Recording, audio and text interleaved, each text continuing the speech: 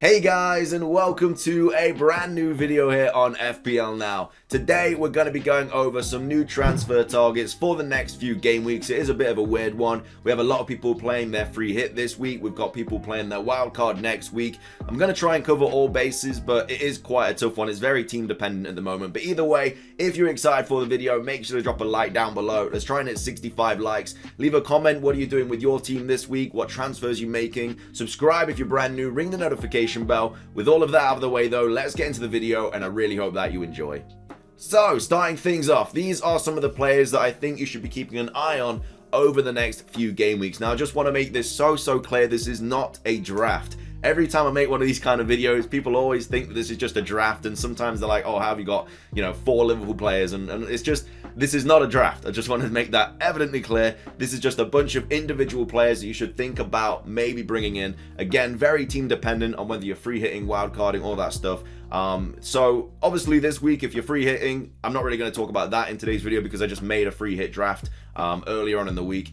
If you are not free hitting this week, then there are quite a few players that you could potentially think about bringing in. Again, it all depends on whether you're wildcarding in game week 28. Like, one transfer you could think about making this week is, I don't know, Salah down to Son. Salah does blank in 27. Son has a really nice fixture away at Leeds, and then you just wildcard Salah back in game week 28. So again, if you're not wildcarding in 28, then you don't want to get rid of Salah. So again, it is very much team dependent on what kind of moves you're going to make and stuff.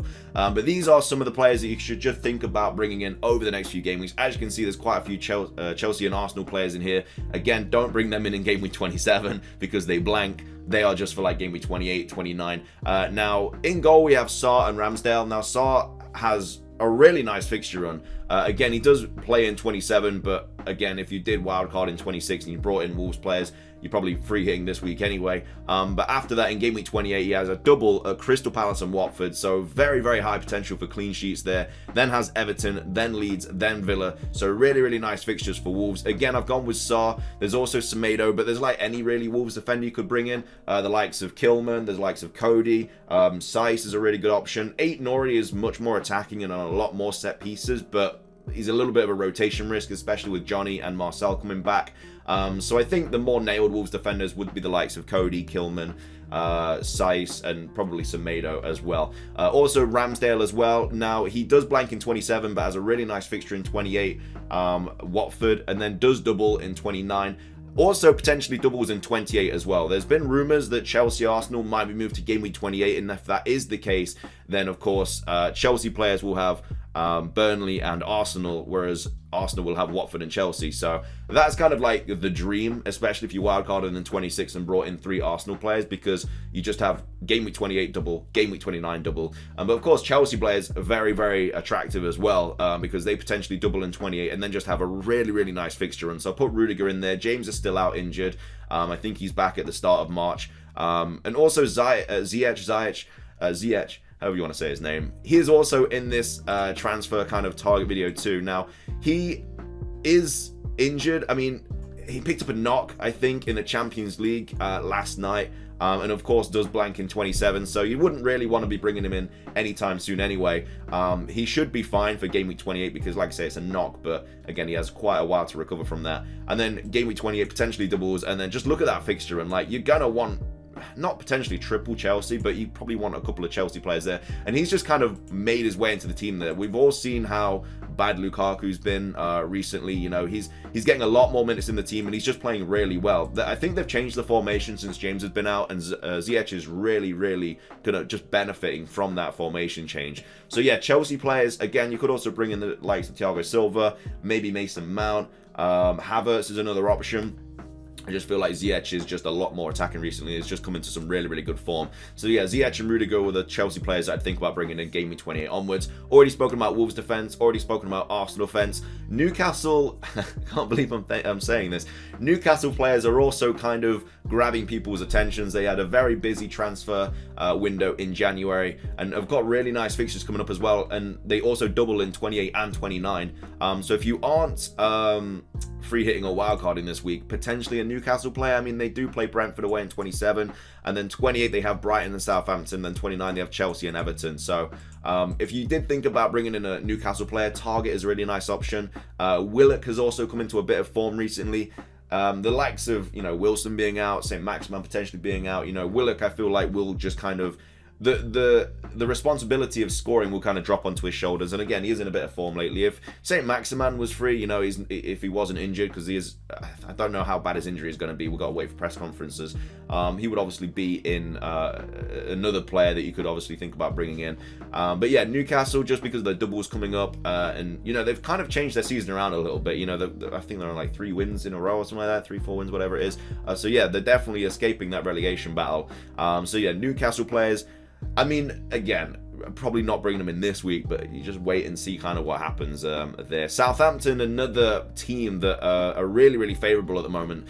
I've got Livramento, Ward-Prowse and Broja as players to think about bringing in. You could also have Shea Adams. Walker-Peters is also in quite a bit of form. Livramento seems to be back in the starting lineup. He's got Norwich at home in game week 27, so potentially thinking about bringing him in this week. Then they double in 28, Villa and Newcastle, then Watford, Burnley and Leeds. And now, potentially they don't play in 30 again with the FA Cup with all the blanks, but I think something has to happen. I think West Ham have to beat somebody for Southampton to not blank in game week 30. Now, we should find out about all the game week 30 stuff, game week 28 around then. So, obviously, if you didn't wildcard in 26 and you still have that, and you're thinking about wildcarding in 28, then that's going to be some really, really nice information on whether to bring in Southampton players. But Ward-Prowse is... I personally don't like bringing in players that only really get points off set pieces. The likes of Jorginho is another one, only really gets points off penalties. And Ward-Prowse is another one of those players. Now, don't get me wrong, he is incredible at free kicks. He's on corners, he's on penalties. He's got really, really nice fixtures coming up. But goals from open play, he's never usually involved in them. So I don't like relying on players that only get points from set pieces, because if you don't get a corner that game, you don't get a free kick, you don't get a penalty, kind of just wasted a player there. So again, could always get a goal or an assist from open play, but it just never really happens. So yeah, Southampton targets also thinking about bringing in. We've also got Saka there as well. Martinelli is another option. They do blank in 27, but again, have a favourable fixture in 28, potentially double in 28, do double in 29. They also play in game week 30 as well. This is why Arsenal players are so important, as well as Wolves players. I forgot to mention that earlier on in the video, but yeah, Wolves, Arsenal both play in game week 30. So if you have free hit in game week 27, you've already played your wild card, you do need players to bring in for that game week 30. Then yeah, White, Saka, the likes of Semedo, any Wolves player, any Arsenal player really, because they obviously don't blank in 30. So again, if you're not free hitting in 30 and you're not wild carding, you're not free hitting or anything like that in 27, then yeah, the players that do not blank in 30 you want to be thinking about bringing in. I've not got them on this page either, but Villa players as well, the likes of Digne, Coutinho, also players that do not blank in 30. They also have doubles coming up as well. I'll just get rid of target real quick, and we'll show you like a Villa play and how they kind of shape up. So let me just get Digne in, for example. So Digne, player that does double in 28 with Southampton and Leeds, so a really nice double there.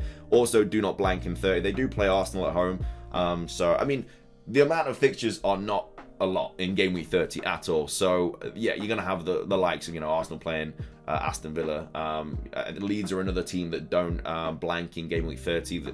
The only real Leeds player I bring in is Rafinha, but again, you still have to wait.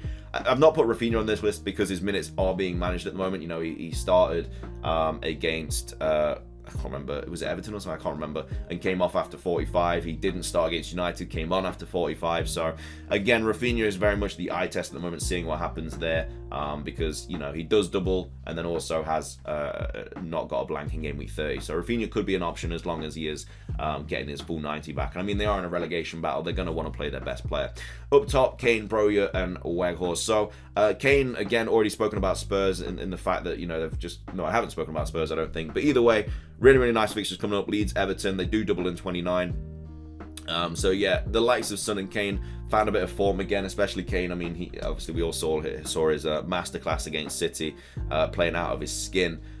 So yeah, I think that Kane is an okay option to bring in. If you do have somebody like Ronaldo, maybe you are wanting to downgrade him or something, Kane is obviously right there. Weghorst is another player that I brought in as an option here because he doubles in 27. He obviously doubles in 26, but obviously that's already underway. But yeah, I feel like with the fixtures that Burnley have, you know, Burnley players aren't necessarily players that you want to keep in your team, which is why if you're not free hitting this week, I've not put like Pope on here or Ben Mee or anyone like that, because you don't want to just fill your team with Burnley players just for game week 27. But I think Weghorst is a little bit of a different player. You know, they do have okay fixtures going towards the end of the season. They still have a Villa and Everton as well to be rescheduled, so again, we're going to have doubles in the future, so he's going to be nice to have there. Could be on penalties. We'll have to wait to see if they have a penalty to see if he is going to be on them. But yeah, I just think that Burnley are going to be playing him every single game. I can't see his minutes being managed. They are in a relegation battle, so yeah, Weghorst I just think is a nice option to bring in. But again, there are a lot of strikers now that you could potentially be bringing in, the likes of Broja, Kane, St. Maximan if he's fit. Lukaku is another option. I mean, I'm not a fan of Lukaku at the moment. I don't think he's really playing that well. He was benched in the Champions League last night. You know, he had 7 touches in his last Premier League game, which is an all-time low. And I don't even think it was 7 really. I don't think the kickoff touch should start, and I think 2 of his touches were offside as well.